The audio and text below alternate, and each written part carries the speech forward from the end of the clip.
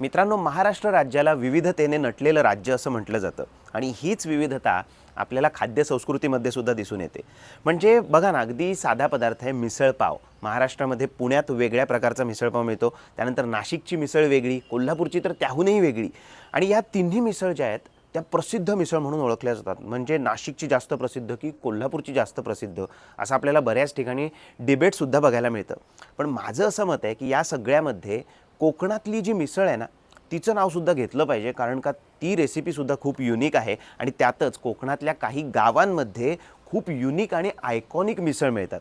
तर आज मी तुम्हाला सांगणार आहे रत्नागिरी जवळच्या काही गावातील आणि खेडेगावातील आयकॉनिक मिसळ स्पॉट्स, जे खूप कमी जणांना माहिती आहेत, पण त्या ठिकाणी चविष्ट आणि दर्जेदार मिसळ मिळते. तर पहिली मिसळ जी आहे ना, ती मुंबई गोवा हायवेजवळ उक्षी नावाचं एक छोटंसं निसर्गरम्य गाव आहे. उक्षीचा धबधबा प्रसिद्ध आहे आणि याच गावात आणखी एक प्रसिद्ध गोष्ट आहे, ती म्हणजे मामांकडची मिसळ.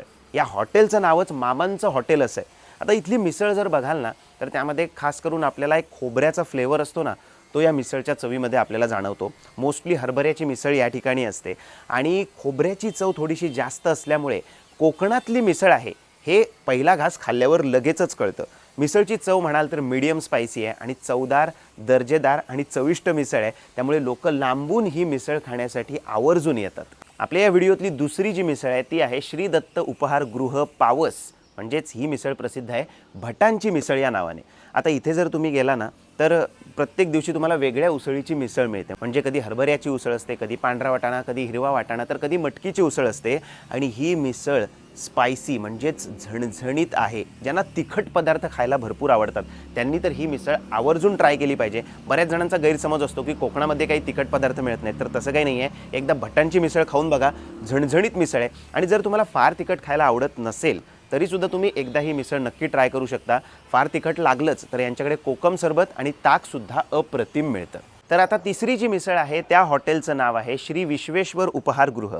आणि हे हॉटेल आहे रत्नागिरीपासून साधारणपणे एक 15 ते 17 किलोमीटरवर चांदेराई नावाचं गाव आहे.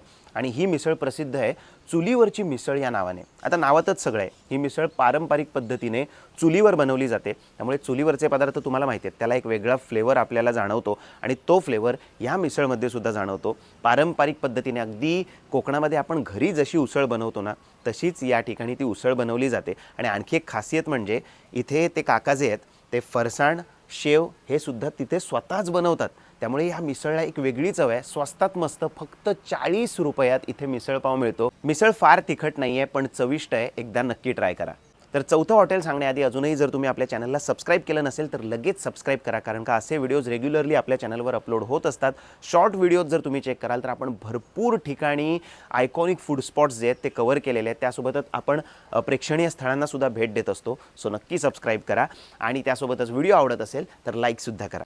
आणखी एक गोष्ट मला मेन्शन करायची आहे, ती म्हणजे आता मी जे हॉटेलचे क्रम सांगतोय ते 1 नंबरला असलेलं हॉटेल सगळ्यात भारी आणि 5 नंबरला असलेलं भारी नाही, अशातला काही भाग नाही आहे. ही 5ही ठिकाणं आयकॉनिक ठिकाणं आहेत. त्यामुळे प्रत्येक ठिकाणी वेगळी चव आहे आणि प्रत्येक ठिकाणी तुम्हाला दर्जेदार मिसळपाव मिळणार आहे. सो हे काही रँकिंग नाही आहे, मला आवडणारी ही 5 ठिकाणं आहेत. आता चौथं जे हॉटेल आहे ते आहे मुंबई गोवा हायवेवर निवळी नावाचं एक ठिकाण आहे. आणि निवळी गावातूनच एक फाटा आहे गणपतीपुळेला जाण्यासाठी.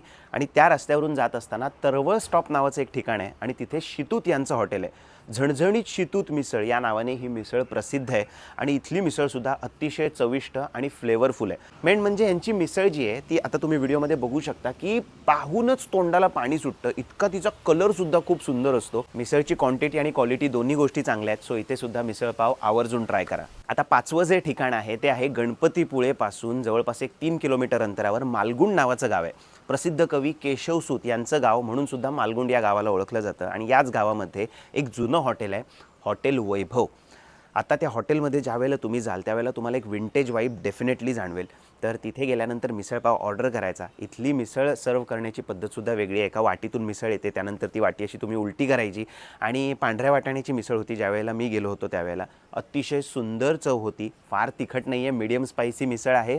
सो तुमच्या घरातील लहान मुलं वगैरे जी असतील तीसुद्धा नक्की ही मिसळ खाऊ शकतात.